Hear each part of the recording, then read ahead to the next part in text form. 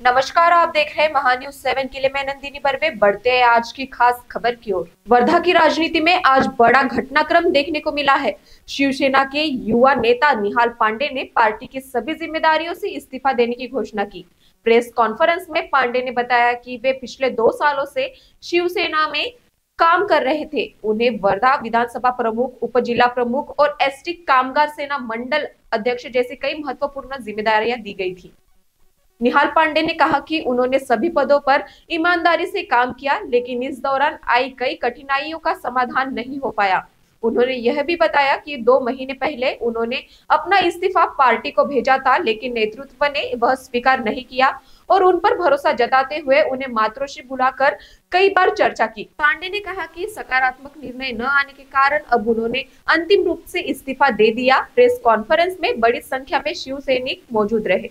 वर्धा विधानसभा प्रमुख आणि सध्या उपजिल्हा प्रमुख आणि एसटी कामगार सेनेचा विभागीय अध्यक्ष पदाचा हे माझ्याकडे जबाबदारी आहे।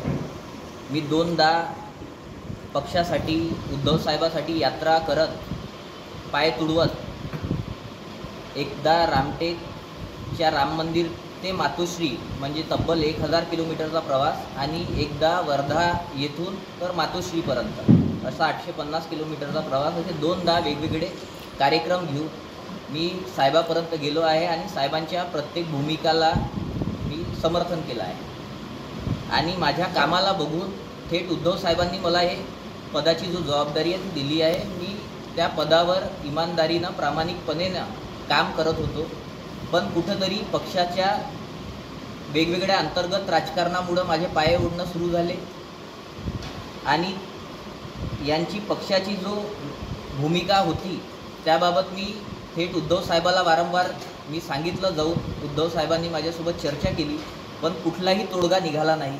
थेट संजय राऊत साहेबही माझ्यासोबत 2-3 वेळा या विषयावर बोलले, पण तोडगा निघाला नाही। म्हणून आजपासून 2-3 महिन्यापूर्वी मी साहेबाला पक्षाचा राजीनामा पाठवलं होतं, पक्षप्रमुख उद्धव साहेबाला पाठवलं होतं, शिवसेना नेते संजय राऊत साहेबाला पाठवलं होतं आणि शिवसेनेचे जो सचिव आहे नेते आहे विनायक राऊत साहेब त्यांनाही पाठवलं होतं।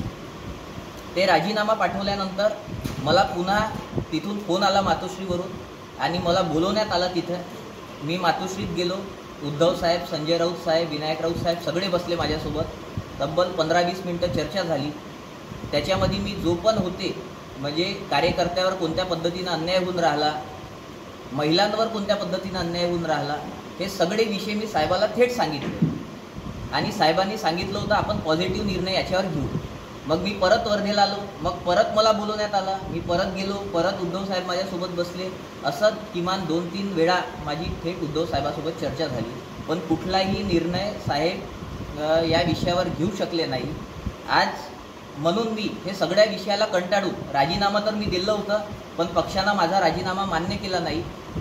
त्यांचा प्रेम आणि ते विश्वास माझ्याप्रती होता म्हणून त्यांना माझा राजीनामा आतापर्यंत मान्य केला नाही। पण आता मला माझ्याजवळ थांबण्याशिवाय कोणताही ऑप्शन नाही आहे, कारण की मी 7-8 वर्षापासून वर्धेमध्ये आणि विदर्भात जो जनसेवेचा काम करून राहिलो, आंदोलन करून राहिलो, ते लोकांसाठी करून राहिलो आणि माझा पक्षात जाण्याचा उद्देशही हे होता का लोकांचं काही काम झालं पाहिजे त्यातून।